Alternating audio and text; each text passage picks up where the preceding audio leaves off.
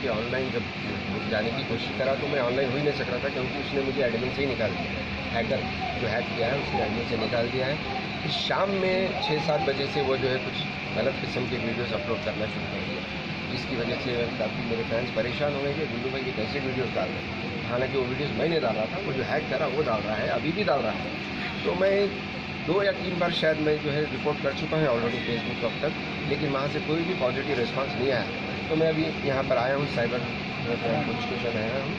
Additional DC के साथ जो है हमारे, वो मुझे जो है भरोसा दिए हैं कि इंशाल्लाह बहुत जल्द मैटर सॉल्व हो जाएगा। मैं भी कंप्लेंट कर चुका हूँ, और मेरे जितने भी फैंस हैं तो उनसे मैं रिक्वेस्ट करूँगा कि कुछ दिन जो है और जो हमारे पेज को जो है नज़रअंदाज करें, क्योंकि वो हैकर बदमाश जो है हिफाजत किस्म के अनवांटेड कंटेंट जो है पोस्ट कर रहा है, जो बिल्कुल यानी कि इंसानियत के ख़िलाफ़ है, यानी कि बिल्कुल बोल भी नहीं सकता मैं। खैर इंशाल्लाह बहुत जल्द